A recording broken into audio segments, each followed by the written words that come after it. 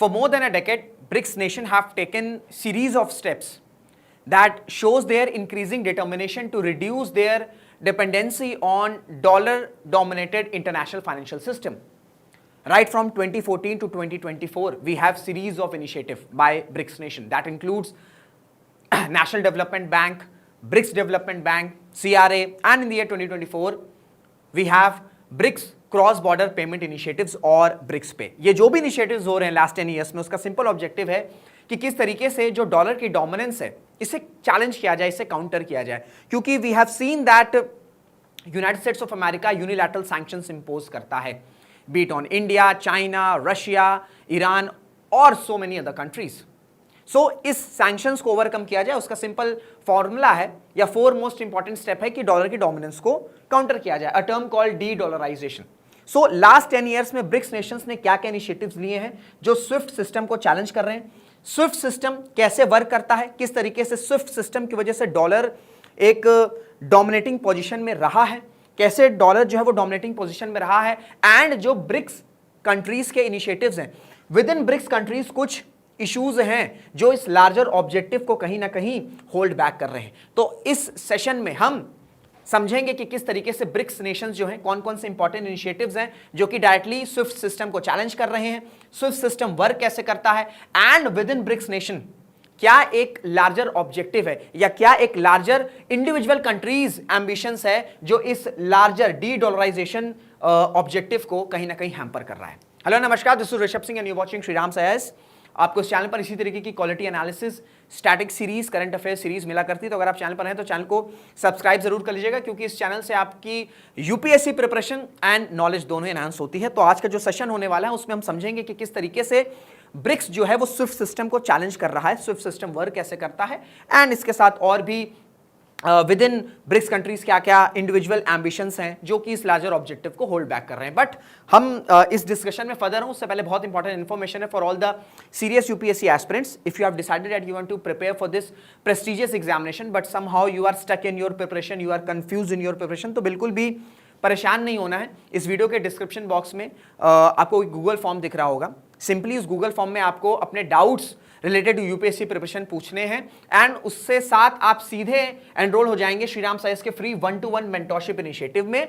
जो भी आपके डाउट्स हैं रिलेटेड टू यूपीएससी प्रिपरेशन, उसके बाद हमारे जो क्वालिफाइड मेंटोर्स हैं वो आपके सभी डाउट्स को रिजॉल्व करेंगे। So on this note let's start this informative session.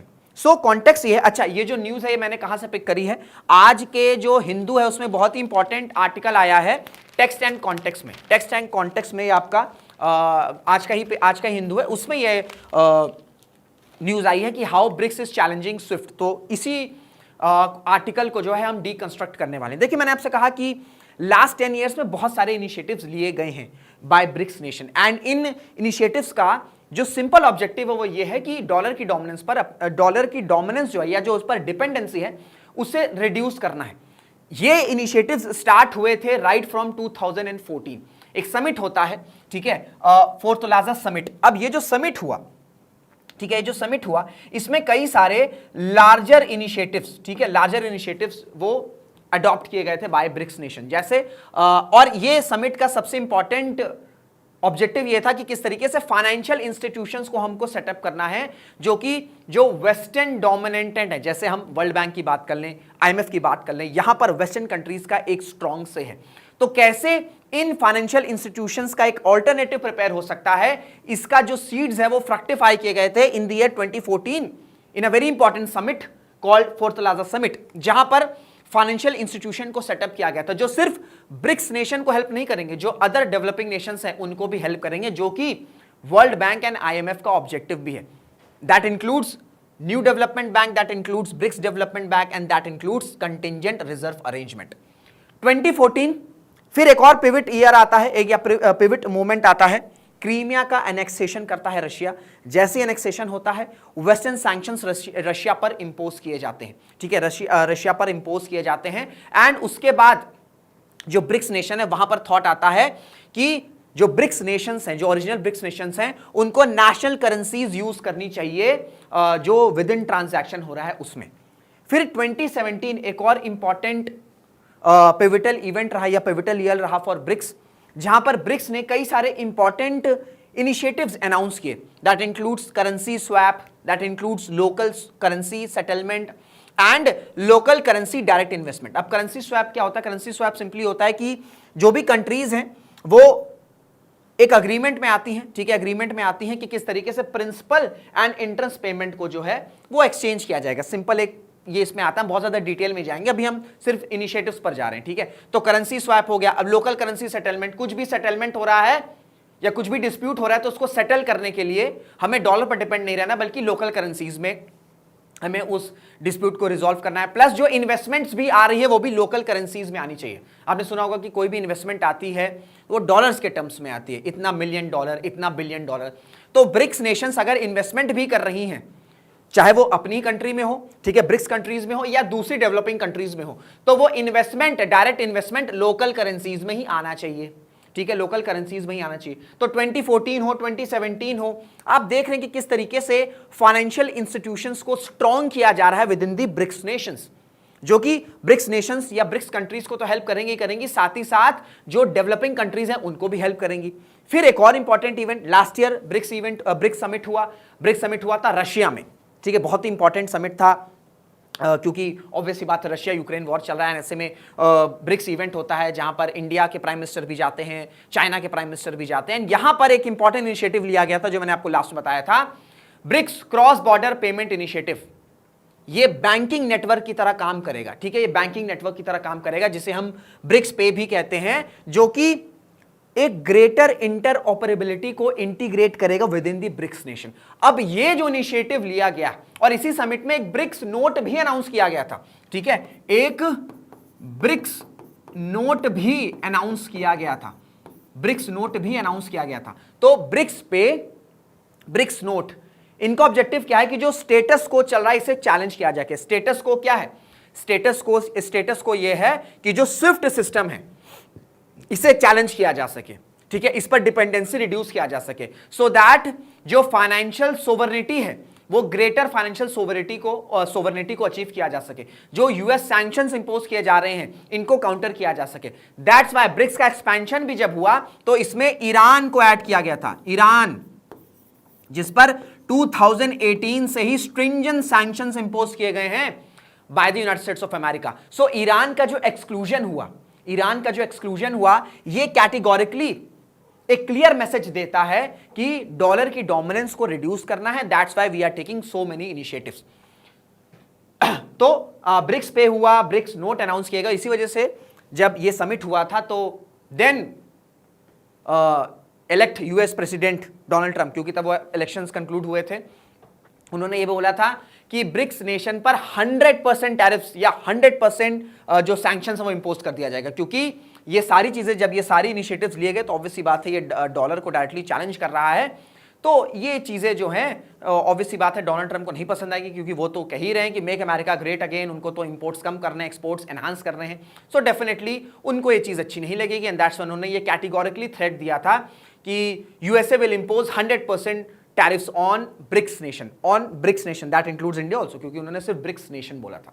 Clear हो गया? सो ये जो सीरीज ऑफ स्टेप्स लिए जा रहे हैं राइट फ्रॉम 2014 टू 2024, ये एक प्रोग्रेसिव पाथ को रिफ्लेक्ट करते हैं कि कैसे जो ब्रिक्स है वो एक प्रोग्रेसिव पाथ पर है जो कि स्विफ्ट सिस्टम को चैलेंज कर सकता है। नाउ मैंने आपसे स्टार्ट में कहा था कि ब्रिक्स नेशंस हैं उनके कुछ इंडिविजुअल एम्बिशंस हैं जिसकी वजह से ये जो ऑब्जेक्टिव है इसको रोल बैक किया जा रहा है। इन चैलेंजेस को हम समझेंगे, उससे पहले आपको समझना होगा कि जो स्विफ्ट सिस्टम है ये क्या है। ये टर्म मैंने कई बार यूज कर लिया। अच्छा, स्विफ्ट जो है इसका फुल फॉर्म क्या है? इसका फुल फॉर्म आप मुझे कमेंट बॉक्स में आंसर करोगे, ठीक है। मैं बताऊंगा कि स्विफ्ट सिस्टम वर्क कैसे करता है और क्यों ये इतना ज्यादा इंपॉर्टेंट है कि इसके बिना इंटरनेशनल पेमेंट्स नहीं हो सकती हैं। इसकी वर्किंग बताऊंगा, बट इसका फुल फॉर्म मुझे आप बताएंगे, ठीक है। तो जो स्विफ्ट सिस्टम है, क्या ये कोई पेमेंट सिस्टम है? It is not a payment system, ठीक है। It is simply a global messaging network जो कि बैंक्स और फाइनेंशियल इंस्टीट्यूशंस यूज करते हैं सो दैट जो पेमेंट इंस्ट्रक्शंस हैं और जो दूसरी फाइनेंशियल इंफॉर्मेशंस हैं उसे सिक्योर किया जा सके। एंड ये जो स्विफ्ट सिस्टम है इसे more than 11,000 banks and financial institutions use कर रहे हैं। तो आप समझ सकते हैं कि कितनी ज्यादा डिपेंडेंसी है स्विफ्ट की। अब देखिए स्विफ्ट क्या है। सपोज करिए मैं आपको एग्जांपल दिखाता हूं, एग्जांपल से समझाता हूं।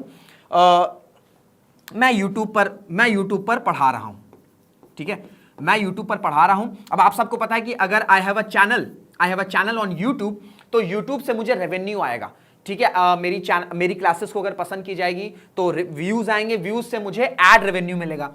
अब एड रेवेन्यू कौन देगा, क्योंकि यूट्यूब किसका है, यूट्यूब है गूगल का, तो गूगल मुझे एड रेवेन्यू, ठीक है, एड रेवेन्यू जो है वो शेयर करेगा। अब जो गूगल का बैंक है वो कहां है भैया, वो अमेरिका के सिटी बैंक में है ना। अब जो मेरा बैंक अकाउंट है, सपोज करिए मेरा कोई भी इंडियन बैंक अकाउंट है, कोई भी एक्स अकाउंट ले सकते हैं।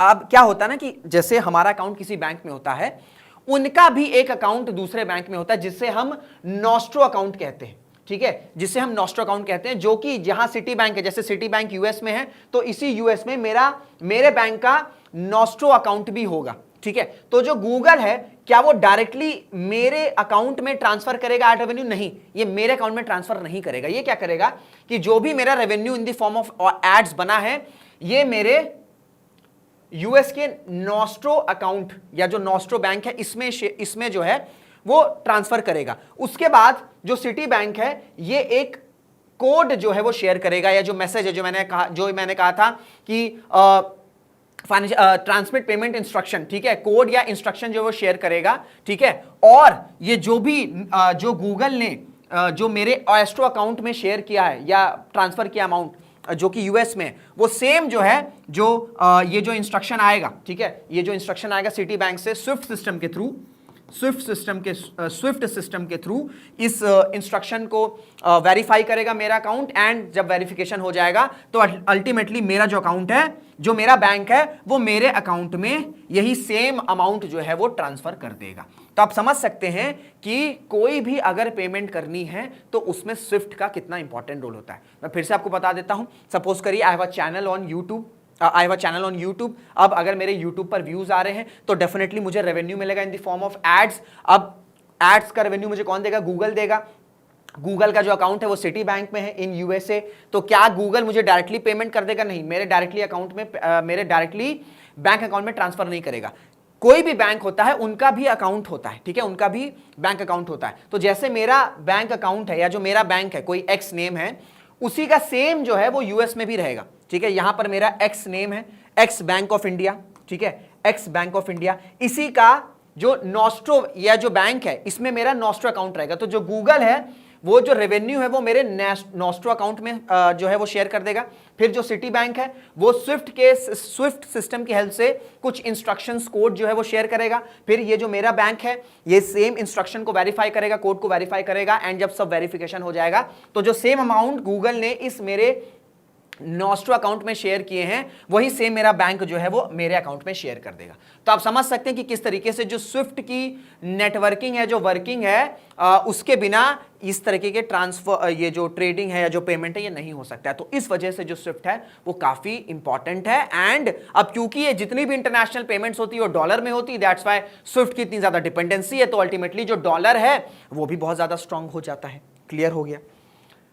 अब मैं आपको समझा दें कि स्विफ्ट सिस्टम क्या है, कैसे ये सारी चीजें जो करी जा रही हैं। अब जैसे ये जो भी सिस्टम है, ब्रिक्स ये चाह रहा है कि ये सारी चीजें, ये जो स्विफ्ट ये सब जो कोड इंस्ट्रक्शन भेज रहा है, इन सबको बाईपास किया जा सके। एंड कोई भी इस तरह के इश्यूज आ रहे हैं तो वो विद इन जो ब्रिक्स फाइनेंशियल इंस्टीट्यूशंस को सेटअप कर रहा है उसके थ्रू हो सके। क्लियर हो गया? नाउ अब विद इन ब्रिक्स नेशन भी कुछ इश्यूज हैं। इन कंट्रीज के अपने पर्सनल एम्बिशंस भी हैं, या individual is a correct term, individual countries ambition. देखिए रशिया बहुत ज्यादा एक्साइटेड है ब्रिक्स पे को लेकर, ठीक है, क्योंकि हम बात अगर करें तो क्या ये जो ब्रिक्स पे है क्या ये स्विफ्ट सिस्टम को चैलेंज कर सकता है, रिप्लेस कर सकता है? बिल्कुल कर सकता है। We have Russian system of financial messages, we have Chinese border cross border interbank payment, we have India's UPI, ठीक है। Then we have Brazil pix system, जहां पर मोस्टली जो लैटिन अमेरिकन कंट्रीज है वो काफी ज्यादा डिपेंडेंट है। अब जो ब्रिक्स नेशन है तो उनके पास इतनी फिजिबिलिटी है, इतनी एक्सपर्टीज है कि वो स्विफ्ट सिस्टम को चैलेंज कर सकते हैं। बट यहां पर एक इंडिविजुअल एम्बिशन आ जाता है। चाइना जो है वो ये चाह रहा है कि जो ब्रिक्स नेशंस हैं या जो और कंट्रीज है वो चाइना के पेमेंट सिस्टम को यूज करें, उस पर डिपेंड हो। इंडिया का भी एम्बिशन है कि जो इंडिया का यूपीआई रेवोल्यूशन जो इंडिया में हुआ है ये और कंट्रीज में भी रेप्लिकेट हो, सो दैट जो रुपी है उसका इंटरनेशनलाइजेशन एनहांस हो सके। ठीक है, दैट्स आपको पता है कि 9 कंट्रीज में यूपीआई जो है वो एक्सेप्ट कर लिया गया है। एंड इंडिया का ये ऑब्जेक्टिव है कि कैसे ये और कंट्रीज में भी फर्दर किया जा सकता है। प्लस अगर हम चाइना के पेमेंट सिस्टम की बात करें तो बहुत सी जो कंट्रीज हैं वो इस पर डिपेंड हो रही हैं, इंक्लूडिंग ब्रिक्स कंट्रीज में इसे अडॉप्ट कर लिया गया है। सिर्फ इंडिया को छोड़ दें तो और अदर कंट्रीज जो है वो चाइना के क्रॉस बॉर्डर पेमेंट सिस्टम को यूज कर रहे हैं। प्लस अगर हम ब्राजील के पिक्स सिस्टम की बात करें तो बहुत सी जो लैटिन अमेरिकन कंट्रीज हैं वो ब्राजील के पेमेंट सिस्टम पर डिपेंडेंट है। तो ये जो इंडिविजुअल एम्बिशंस आ रहा है ब्रिक्स नेशंस का, उसकी वजह से ये जो आर्टिकल है वो ये कह रहा है कि ये जो लार्जर ऑब्जेक्टिव है कि भाई आपको स्विफ्ट को चैलेंज करना है, that you want to replace swift system, ये कहीं ना कहीं हैम्पर हो सकता है। तो जो इंडिविजुअल एम्बिशंस हैं इसको कंट्रीज को साइड रखना होगा, एक कॉमन गोल पर आना होगा, एक कॉमन ऑब्जेक्टिव पर आना होगा। एंड जो इनिशिएटिव्स लिए जा रहे हैं राइट फ्रॉम 2014 इसी प्रोग्रेसिव स्टेप की तरफ, यह जो पाथवे चल रहा है वापस से उसी पाथवे पर करना होगा, तब जाकर जो है डॉलर की डोमिनेंस, जो यूएस सैंक्शंस की बात की जा रही है, ग्रेटर फाइनेंशियल सोवरेनिटी की बात की जा रही है, स्विफ्ट सिस्टम को रिप्लेस या उसको चैलेंज करने की बात की जा रही है, तब जाकर जो है ये हो सकेगा। क्लियर हो गया? तो ये पूरा जो है इस आर्टिकल का डीकंस्ट्रक्ट था। इसके बियॉन्ड भी मैंने काफ़ी इंफॉर्मेशन ऐड करी। सो आई गेस आपको ये सारी इंफॉर्मेशन क्लियर हो गई होगी। कोई डाउट होगा तो अपने डाउट्स आप कमेंट बॉक्स में पूछ सकते हैं। स्विफ्ट की मैकेनिज्म को लेकर, जो मैंने चैलेंजेस बताए विद इन ब्रिक्स नेशंस उसको लेकर, इनिशिएटिव्स को लेकर, जो भी आपके डाउट्स हैं तो आप कमेंट बॉक्स में फ्रीली अपने डाउट्स पूछ सकते हो। बट अगर आपको ये सेशन इन्फॉर्मेटिव लगा है, हेल्पफुल लगा है, तो आपको सिंपली एक चीज़ करना है, you have to like this session, you have to subscribe to the channel and आपको कॉमेंट्स करने हैं। क्लियर हो गया? क्योंकि इस तरह के कंटेंट को फ्रेम करने में मेहनत लगती है and we just want your like, we just want your support in the form of likes, subscription means कि चैनल को सब्सक्राइब करना एंड कमेंट्स। तो इसी के साथ इस वीडियो को एंड करते हैं। Till then this is Rishabh Singh signing off. Jai Hind, जय भारत।